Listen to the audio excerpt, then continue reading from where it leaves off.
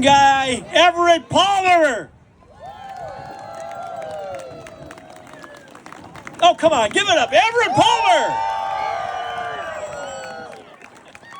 Sioux Falls, look at us. Today we're making history. If you look around, this is incredible. This is one of the biggest protests, maybe the biggest protest we've ever been a part of. Before I start, I want to just take a moment to recognize all the volunteers. It takes a lot of people to show up. They do a lot of things behind the scenes, and there's a ton of hours that you don't see.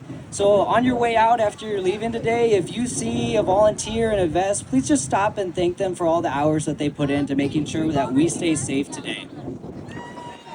There's two things that I want to talk about today. So the first thing is I want to talk about the importance of staying rooted.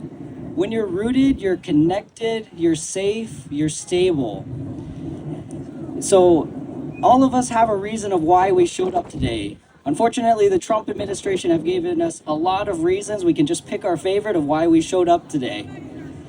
One of the best things that higher education has given me is to understand my history as an LGBT person and my history as an American. And one of the great things that happens when you learn your history is you realize that you're not alone in this fight. Things stop feeling so unstable and uncertain when you know your history, because we come from a long lineage of freedom fighters, and it's just our time to fight for freedom. And so each one of us is a part of a community. Maybe we don't know our history, but I would encourage you to dive deep there. So whether it's the LGBT history, African American, Irish, Hispanic, or Native American, let's take Native American history for example. I think there's a strong reason why Kristi Noem works so dang hard to make sure Lakota history is not in our school textbooks. Because there's power, and part of the solution is learning that history, and there's a reason that they're keeping that from us. So if you don't know your history, that is a great place you can start. So there's 9 reservations in South Dakota. A little bit of a pop quiz here. I want us to say the 9 reservations together.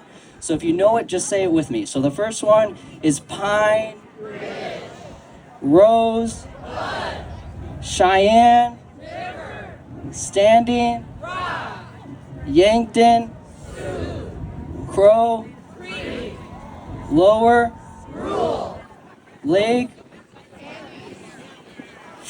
Flandreau,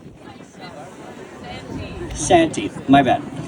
Okay, that was pretty good. You guys knew almost all of them, and a lot of people were saying them back, so that's great.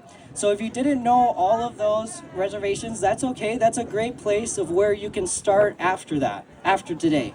And that's kind of my next point that I wanted to lead into is today is great. Showing up and being in community is amazing. Look how many people, like, we're united together today. But you have to know what you're gonna do after today. So if you look around yourself and you see your community, this is your community. If you look around at the people beside you, make them a promise and make yourself a promise that you know what you're gonna do after this. Don't leave confused about what, or feeling powerless. Know what your next step is. And there's so many things that you can do. You can go to Club David tonight and help support South Dakota Voices for Peace. You can make art, you can buy art. You can volunteer for a nonprofit. You can donate to a nonprofit. You can learn your history. There are so many things that you can do. You can register to vote. You can show up to vote. And while I'm on my soapbox here, let me just talk about voting for just 1 second. I think that my generation in particular, somewhere along the way, kind of got tricked into thinking that it's woke to not vote. But we live in a democracy, and you have to vote to get good people elected, right?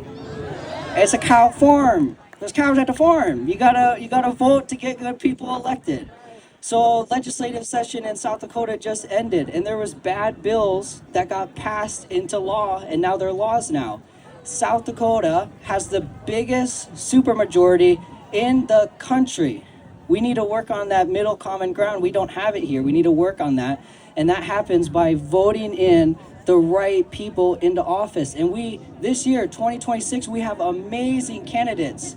They're only going to get into office if you volunteer for them, if you donate to them, and if you show up to vote. If you don't do that, you can't complain and trying to imagine a different tomorrow. You have to do the work. So there's good candidates. Make sure you hear about them today. Make sure you volunteer. Make sure you show up to vote for them.